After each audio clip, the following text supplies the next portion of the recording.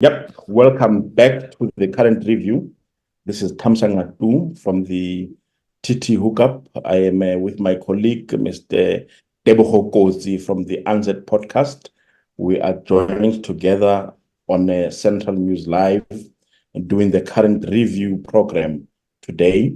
We are being joined by the Secretary, the National Secretary of the United Democratic Movement. And we'll be talking about their reactions to the State of the Nation address that was delivered last week, and perhaps get a view from them about what do they see as the future of this country beyond the elections. Welcome to the show, to the current review, Mr. Zigebe. You are muted, my good sir. We can't hear you.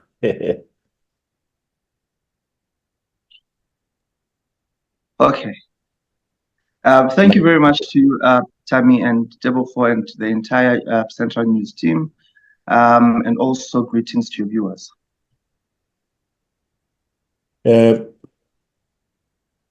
Quite quickly, do you know any Dintswalos where you come from? Can you relate to the Dintswalos of this world, of this country?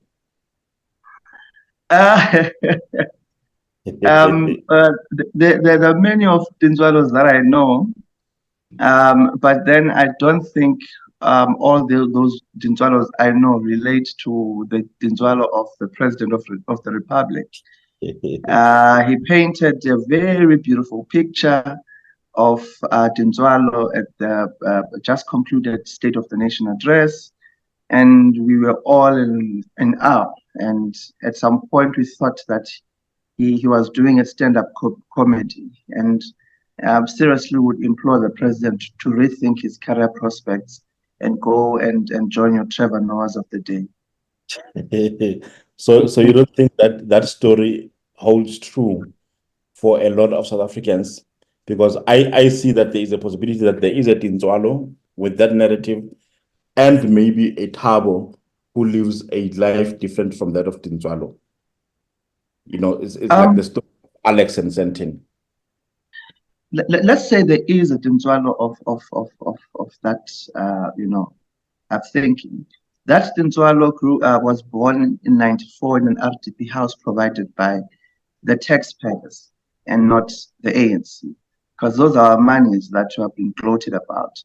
That Dintswalo lives in an RDP house which has dilapidated because the material used, the quality of the house was not good enough. When rains are coming and when winds are blowing, Dintswalo is in trouble because he's not in a home of good standards. We have a Dintswalo who goes to school right now. Yes, there's food, but there's no breakfast, lunch, and supper in that. And what you get is a standardized kind of meal, a bread and milk. Just so that they go by. In other schools, you find some other Dintswalos, they don't even get that. In fact, in most schools in South Africa, in rural settings, even in townships, you do not get such provisions. We have a Dintswalo who grew up and went to school from 94. The president must not tell us that there were no fees in primary schools at the time. As I started schooling in 1994, we were paying about 50 rands or so in primary school. That was school fees. And if you had not yet paid up until March, your parents would be called into school to be asked, when are you paying for your child? Otherwise, you're not getting his or her report. So, but I think you were saying that not that Dintswalo went to school in 94, but Dintswalo was born in 94, and today is almost 30. And therefore his schooling may have started a bit later on when the governance was somewhat in progress, around maybe when he was 7 years later from 1994, and maybe from then on there was an introduction of no-fee schools in our country. And I'm thinking about this narrative, because I think the State of the Nation address may have been a reflection on the past 30 years of the country, and maybe a glimpse into the future as to what will be. So I'm saying surely there must be some things that are positive that we can say these are the positives out of the democracy in the past 30 years. And definitely there are a lot of things that we can decry. But perhaps let me give you the opportunity just to talk about like what are your immediate reactions to the State of the Nation address? Just to go to what you said before I go into our own. Indeed, we do agree. They've built RDP houses. We can clap for that, but they're not good quality. Indeed, they have introduced a no-fee, schools. But at the end of the day, even the stationery that you are getting in schools, you have to top it up as parents because it's not so free. In other schools, they still are paying schools. In South Africa till today, not all public schools aren't paying up school fees. So in everything that they've done, there's a lot, there's 90%, they've done 10%, and there's a shortage of 90% in it. Because as you go throughout the 12 months of schooling, things that are needed from school, you're needed print, you're needed, there's fundraisings and whatnot forth. That is not a free education, because free education in our minds and in our mindset and our thinking is that in each and everything that is needed at school is provided for. And our parents should not be lifting a finger to make sure that we are going to school and we're getting these the stationary calculators and so on. They're not provided for. So it's only free because there's no school fees in some schools. But every other thing in that particular school needs money. And why do they need money? We are not saying to schools they must not fundraise. It's because the budget that has been granted to the basic education system, it's minimal. It's too small. The infrastructure budget as well. You'd find that our kids go into schools without windows, and they have to fundraise in order to get somebody to come and fix that, if they're lucky enough to cover those costs. So there are many other aspects and financial implications that you get in that schooling system. Then the question would be, when is it then free if I'm still required to pay certain things into the schooling system? Going back to SONA, our reaction is that President Ramaphosa, like our youth in 2019 and years coming after that, should have sent us a voice note and not to have wasted money and wasted state resources in putting up a whole hullabaloo of a state of the nation and the red carpets and people dressing up nicely, so that he can rehash what he had said when he was coming into power after taking over from President Jacob Zuma. You remember in 2018 when he took over as a president, as a caretaker president, if I can put it like that, because he needed to take us to elections. The same things he has been talking about. Where is the smart city that the president had promised in 2018, in 2019, and years past up until today? Where is the total eradication of load shedding? President Ramaphosa on Thursday announced that there are plans, to eradicate or to stop load shedding forever, and very soon it will happen. 48 hours later, boom, it was stage 4. Before we knew it, a couple of hours later, it was stage 6. The country was in darkness for 4 hours in intervals. So we are making one promises, and the output of those promises immediately becomes something different. We have a minister here of electricity who reiterates what the president is saying. He's been in office for how many months? He is earning plus more than $1 million per annum. And this person, we are not seeing the results that we promised that we're going to see. In 2015, actually, President Cyril Ramaphosa, when he was deputy president of President Jacob Zuma, promised the country that in that particular year, load shedding will be a thing of the past. We are still living in a reality of load shedding till today. So all his other promises, you're speaking about corruption, come on. They said they're going to clamp on corruption. What are they doing?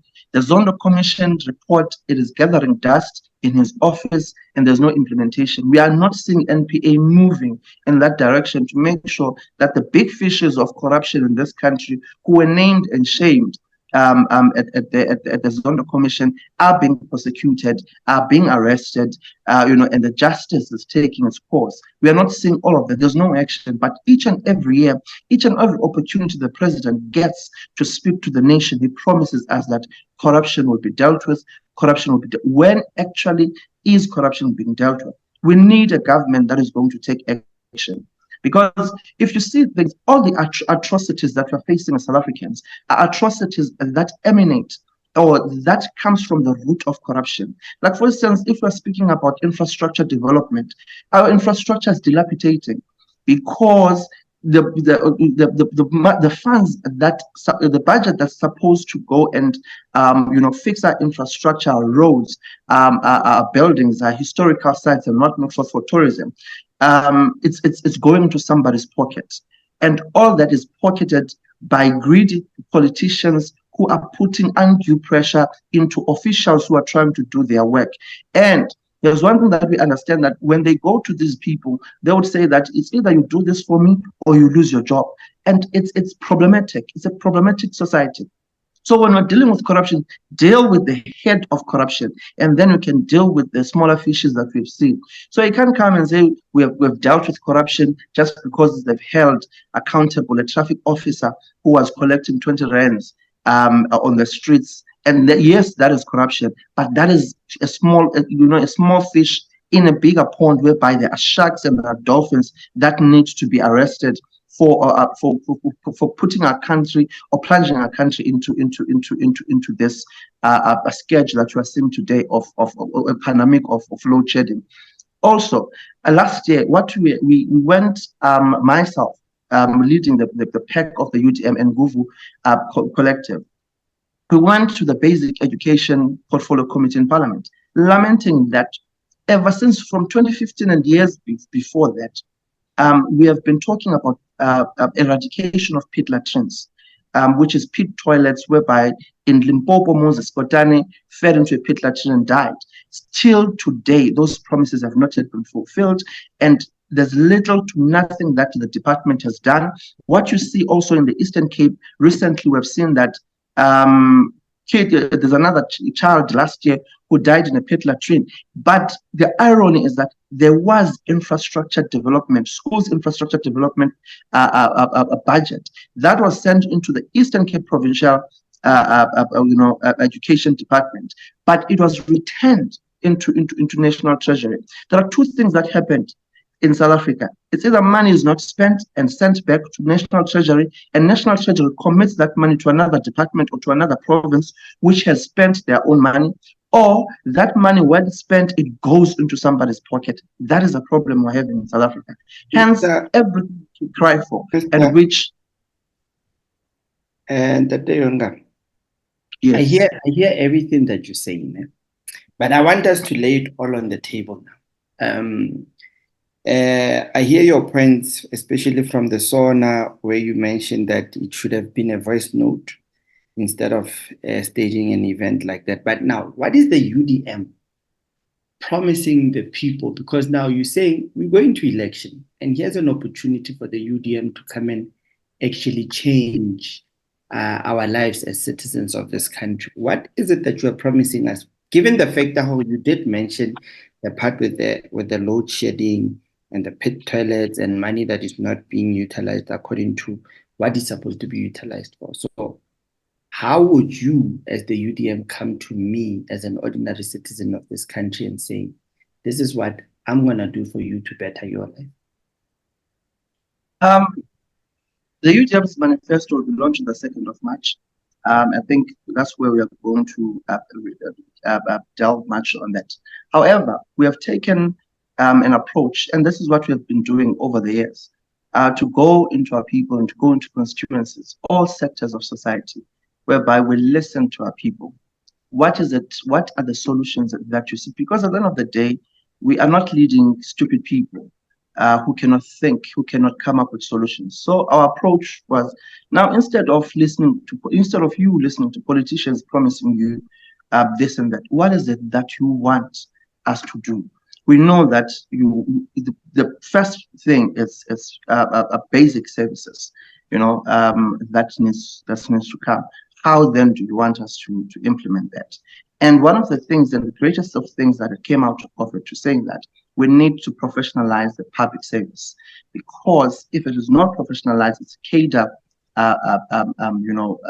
centric, whereby we are employing our comrades just because everybody must eat into the system. It becomes a problem because you get people who do not know what to do. They're not skilled for that. They're not educated for that. Like, for instance, if you're going into a situation whereby you need an engineer, how do you then employ somebody into a department that does with engineering who does not even have a qualification for engineering or the skills to do that or experience to do that? It needs to be professionalized.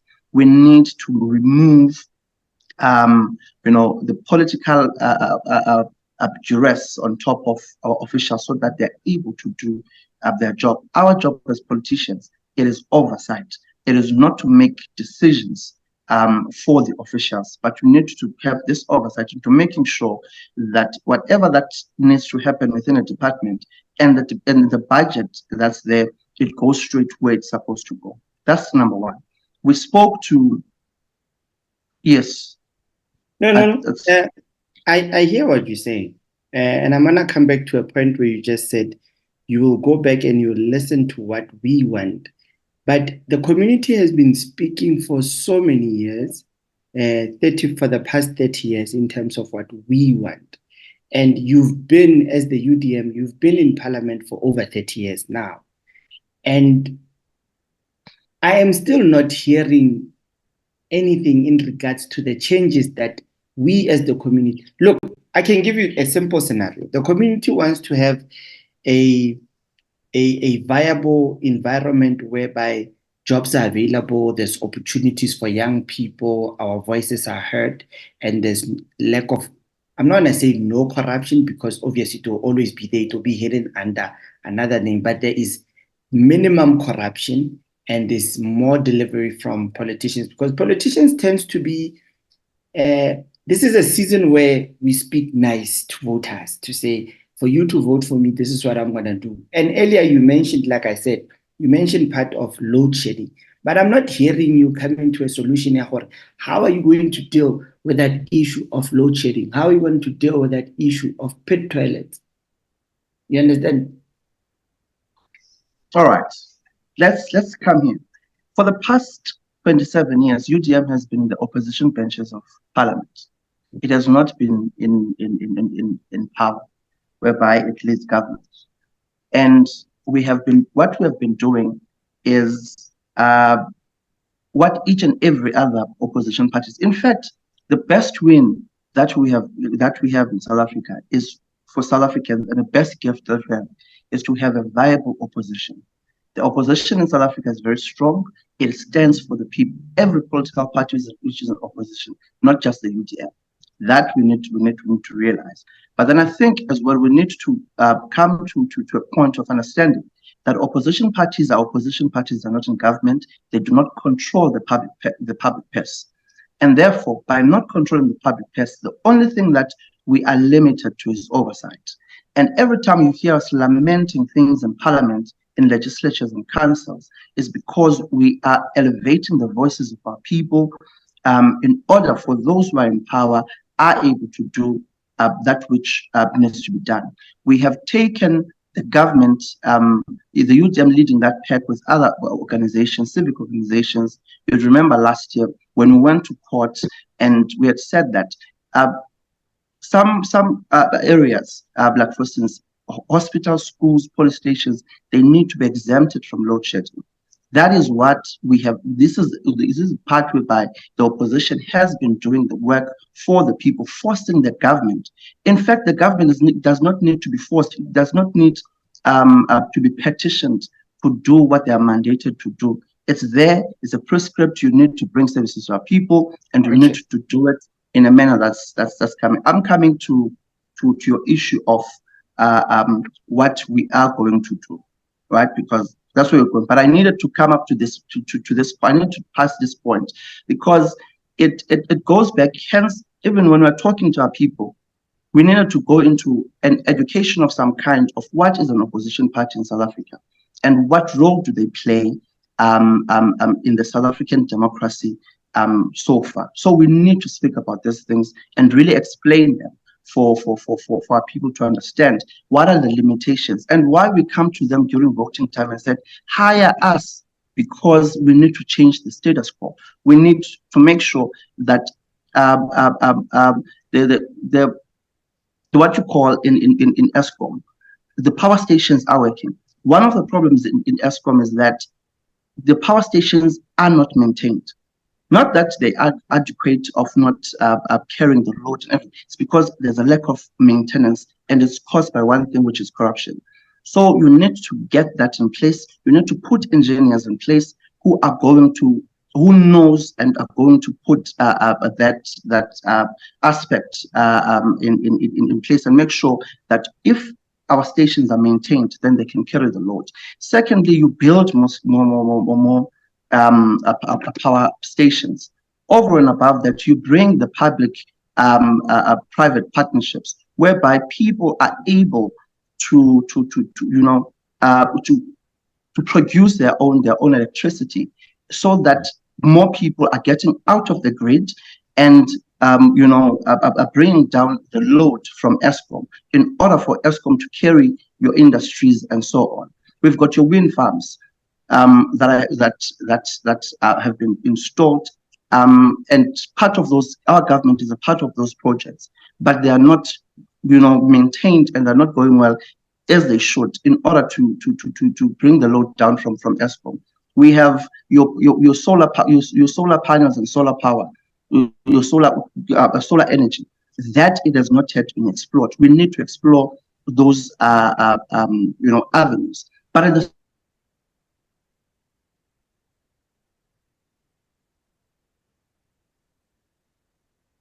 It seems like load shedding has kicked in.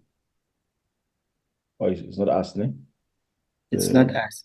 We are here. I think I got cut some.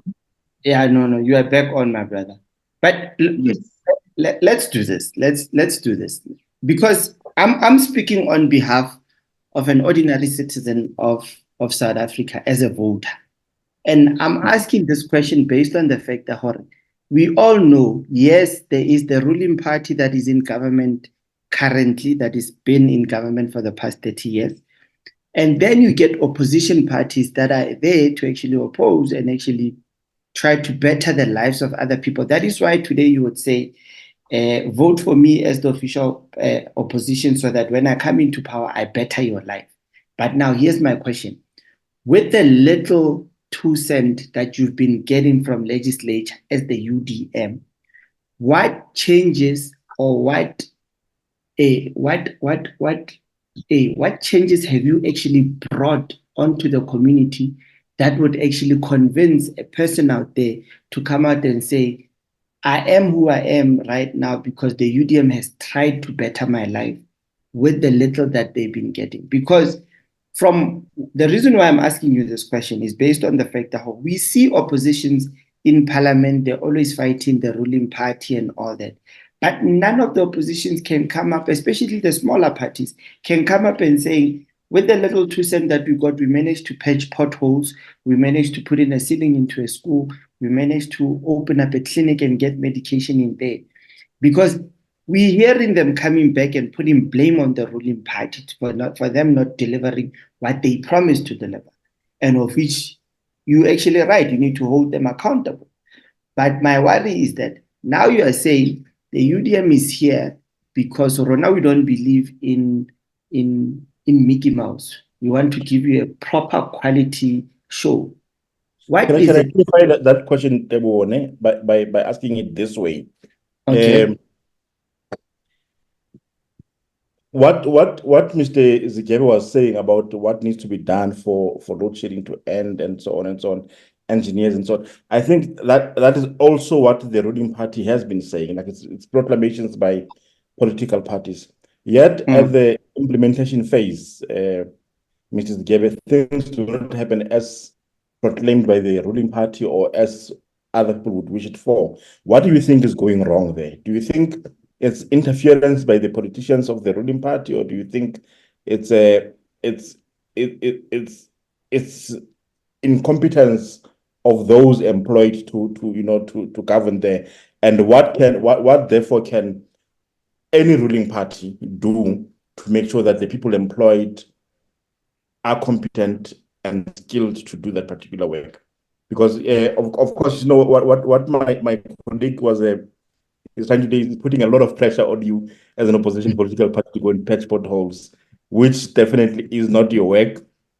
But in terms of advocacy and lobby for the right things, what do you think is going wrong in the cold face of implementation? Okay, I'm gonna answer both questions. Okay. South Africa has been lauded for having beautiful policies on paper. And it's true, we do have those policies, and they're workable policies if you read them. But there's a contrast, there's a divide between policy implementation and also implementation. There's that problem. Our government cannot implement, does not know how to implement. If they implement, it is substandard. And why is it substandard? It's what we've just said. It's interference, political interference. We have seen political interference at UNISA. We have seen that at NSFAS, at every sector of government, whereby when services needs to go to our people, some politician who needs a kickback or whatever the case might be. Hence, now we get substandard service delivery to our people. But as well, to go back to the issue of what have we done in making sure that services are going to our people. Number one, as we said, patching potholes it's in South Africa. It is illegal to go and patch a pothole by yourself as an ordinary South African or whoever it is. Go to the bylaws of each and every municipality. It is not allowed, but our people are doing it anyway because there's nothing that there's nothing we can do but to do it anyway. So you need to have to do it within the ambits of the law. But if you look at the UDM, it's unfortunate that the media does not cover these things, even though we invite them. Just last year, we donated computers in the Eastern Cape. We built houses for older people whose houses, especially in flood-stricken areas where there were floods and everything, and older people's houses, they flushed out. We built those houses. We went to KZN as well. We're part of the people who had donated huge amounts of money in order for our people in KZN who were stricken by floods, to be taken care of in one way or the other, to get something warm or food or whatever the case might be. The little that we've put on the case. Going to court for load shedding, it costs money. It is not for free. The lawyers and the senior counsels they cost money, and it comes from what Tebogo has been talking about, the little that we're getting from the legislatures or parliament, whatever the case might be, those party funds. That's what we've used in order to fight that for our people. We have also, the president runs outside, the public purse or legislature funds that we're getting. Every year on the 16th of December, President Holomisa has a foundation which is Champions of the Environment. Last year, they raised just about 550 something thousands, just 500,000 of that, and 10 NGOs. You mean schools for the blind, orphanages, and so on. They benefited from that. They were chosen to be beneficiaries from that fundraising efforts that he has been doing. Just to name a few of what us as just UDM we have been doing for our people with the little that we are having. It's just that it is not on the media and so on. But these things we post on our social media so that our people can see this is what we're doing. It goes as far as it goes. However, we are not just sitting and blaming the government for these things and there's nothing that we're doing. When kids fall into pit latrines, we are the ones who are putting up petitions for making sure and gathering signatures and everybody else. And that as well costs money because you need to travel across the breadth of this country, speaking to organizations. For us to have been partnering with Nguvu, Change Leaders, and all of that, and have become one of them, it had to come with having these meetings from different provinces and so on, gathering people, traveling to parliament to go and speak on behalf of our people. So we're not just seated there and wallowing, saying that the ANC is not doing 1, 2, 3, 4, 5, but the little that we can be able to reach, we are able to go in and do it. But we can't close potholes. Unfortunately, it is against the law, and we cannot operate outside the ambits of the law just because we want to do something right. On the 3rd of, is it the 3rd? I think the 3rd of March, you will be launching your manifesto. 2nd of March, you'll be launching the party's manifesto. Give us details about that, when, where, and who is in attendance. It's actually on the 2nd of March. We're launching it at Galaga Convention Center in Midrand, Johannesburg, Gauteng. In attendance, we are expecting our members from across South Africa in all 9 provinces will be represented. Unfortunately, as UDM, we can't bus everybody else into that event so that it becomes a stadium kind of event. We are going to go into Galaga. We are also expecting, we have invited ambassadors from other countries as our dignitaries. We are also expecting the traditional leaders and